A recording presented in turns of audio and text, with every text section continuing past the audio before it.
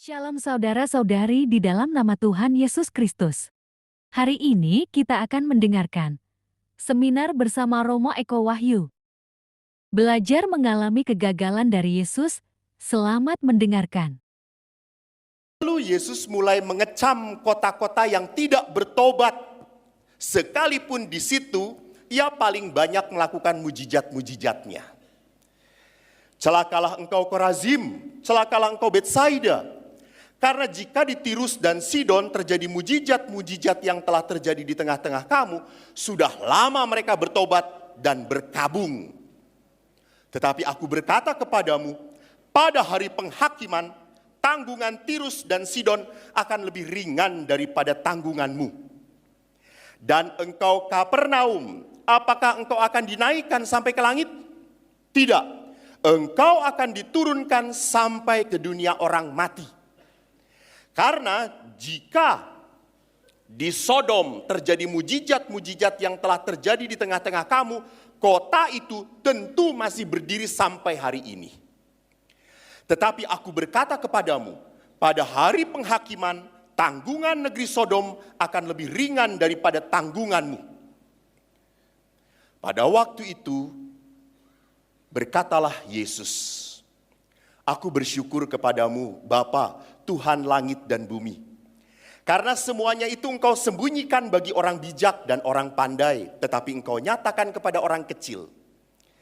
Ya Bapa, itulah yang berkenan kepadamu.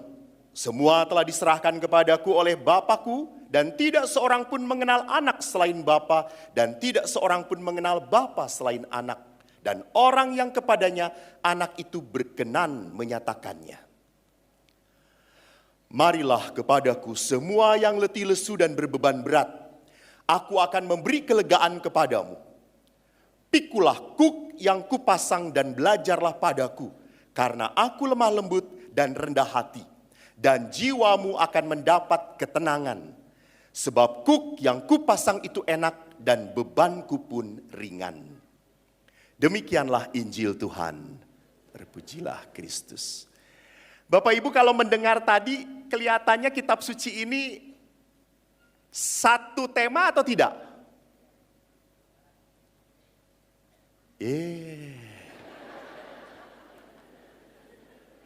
Ini kebanyakan makan jadi kayak gini. Orang Indonesia itu kalau lapar emosi, penuh, bukan ngantuk, bodoh.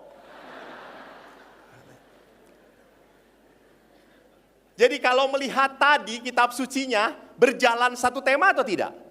Tidak satu tema. Karena itu para penafsir membagi tiga. Ini tuh tiga bagian. Ini sebabnya saya jadikan tiga bagian. Ayat 20 sampai 24, ayat 25 sampai 27, ayat 28 sampai 30. Ayat 20 sampai 24 di sini mau menunjukkan apa? Yesus kecewa. Kalau Anda baca dalam kitab suci, Yesus banyak membuat mujizat di daerah mana? Kapernaum. Tempatnya Galilea, tempatnya Yesus besar, berkarya. Di situ Yesus banyak membuat mujizat, tetapi tidak banyak yang percaya, tidak banyak yang mengikuti dia. Maka Yesus melihat ini sebuah karya yang percuma. Itu bagian pertama. Jadi rupanya Yesus pun di dalam karyanya mengalami sebuah kegagalan. Namun bagaimana Yesus menghadapi kegagalan? Bagian kedua menarik. Aku bersyukur kepadamu Bapa. Jadi mari kita belajar dari Yesus. Mengalami kegagalan justru bersyukur.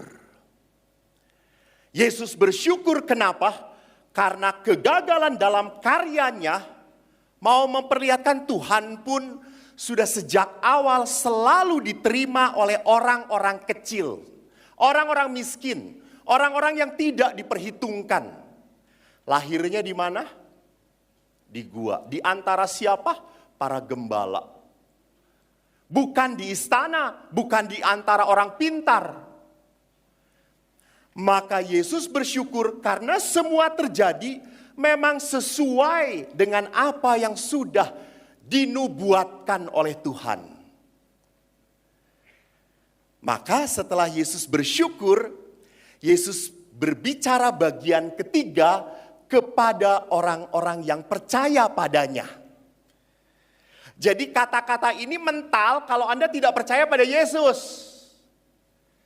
Jadi pertama-tama harus ada rasa percaya dulu, baru datang pada Yesus ada artinya. Kalau saya tidak percaya cuma datang doang, ya tidak dapat apa-apa. Contoh, saya suruh datang ke dokter yang tidak saya percayai. Ningali banget nawai, ya ampun kos kieu dokter, cek saya teh. Geus goreng patut, kata saya teh. Lalu, pastor sakit apa? Langsung saya tidak mau terbuka. Saya langsung, enggak sakit. Lalu kenapa datang ke sini? Disuruh. Disuruh oleh pegawai sekretaris paroki, suruh ke sini. Suruh apa? Suruh absen, ibu ada enggak? Gitu. Jadi kalau saya tidak percaya, datang ke tempat itu pun tidak ada gunanya. Maka sama, kata-kata Yesus, marilah kepadaku yang letih lesu, ini hanya, sekali lagi, hanya berguna bagi orang yang percaya kepada Yesus. Jadi dasarnya adalah apa? Percaya dahulu. Baru kata-kata ini punya power, punya kekuatan. Maka Yesus mengatakan, marilah kepadaku. Hai kamu semua yang letih, lesu dan berbeban berat. Bagi yang percaya. Maka kalau lihat konteks dari seluruh perikop, saya bisa mengatakan ini. Ini konteksnya dibagi 3. Maka kalau kita lihat keseluruhan perikop, kita bisa melihat Yesus mau merubah konsep agama yang isinya peraturan dan perintah menjadi relasi yang penuh kasih. Jadi kalau agama terlalu mengedepankan moral, aturan, Pastor Hendra ini jagonya. Moral, maaf kalau saya salah. Kalau hanya mengedepankan moral peraturan, maka hukum utama dan pertama dalam kitab suci, apa hukum pertama dan utama dalam kitab suci? Ini orang-orang cap, malu kalau tidak bisa menjawab. Apa hukum utama dan pertama dalam kitab suci? Betul, kasih syukur pada Allah. Itu istri yang ngasih tahu, kasih.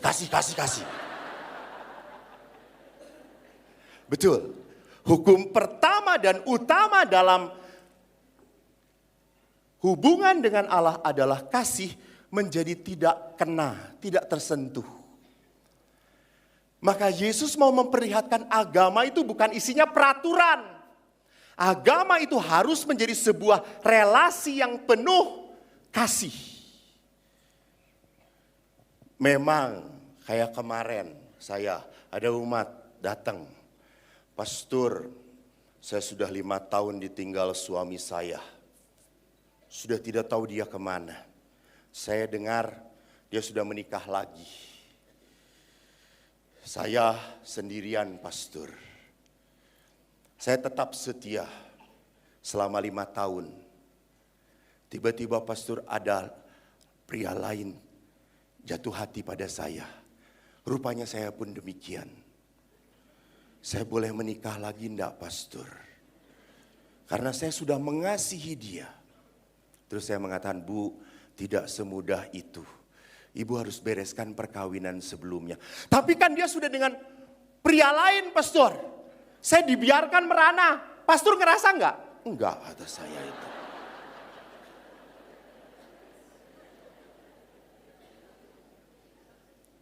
Katanya gereja ini penuh kasih. Kenapa sih enggak terima aja? Sudah tinggal diberkatin, saya boleh Katolik lagi.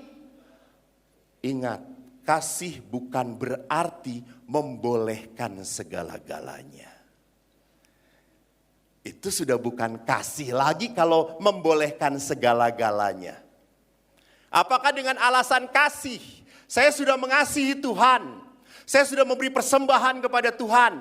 Uang yang saya punya sudah diberi persembahan kepada Tuhan. Lalu kita punya saudara masuk rumah sakit, butuh biaya banyak. Lalu saya ngomong kepada saudara, aduh maaf, uangnya sudah habis. Sudah untuk persembahan pada Tuhan. Apakah itu kasih? Enggak. Tidak. Jadi memang peraturan, perintah bukan yang pertama dan utama. Harus kasih, tetapi kasih tidak boleh dipermainkan. Kasih tidak boleh mengatakan, karena kasih semuanya boleh. Ada seorang ibu yang mengatakan, "Pah, karena saya itu sayang papa, udah papa tong aktif di mana-mana. Nanti tidak ada waktu di rumah, udah diam di rumah." Akhirnya bapaknya diam saja kayak mannequin. Kasih itu tidak mematikan. Kasih itu selalu menghidupkan. Kasih itu selalu memberikan yang terbaik pada orang yang dikasihi. Karena kasih yang benar selalu menginginkan yang terbaik bagi orang yang disayangi. Betul atau tidak? Betul. Saya mengasihi, pasti saya kasih yang enak-enak. Maka pastor itu selalu dikasihi umat. Umat selalu ngasih makanan yang paling baru untuk pastornya. Untuk suaminya udah diangetin 7 hari yang lalu. Jadi suaminya apalagi mah? Gudeg. Kapan? 7 hari. Bau, gudeg makin lama makin enak. Apalagi 2 tahun, enak banget. Jadi kasih itu adalah sebuah gerakan untuk membuat orang yang saya cintai merasa bahagia, merasa sukacita. Ini yang mau dipaparkan oleh Yesus dengan perikop tadi. Bahwa yang paling dikedepankan di dalam hidup beragama bertuhan adalah relasi kasih.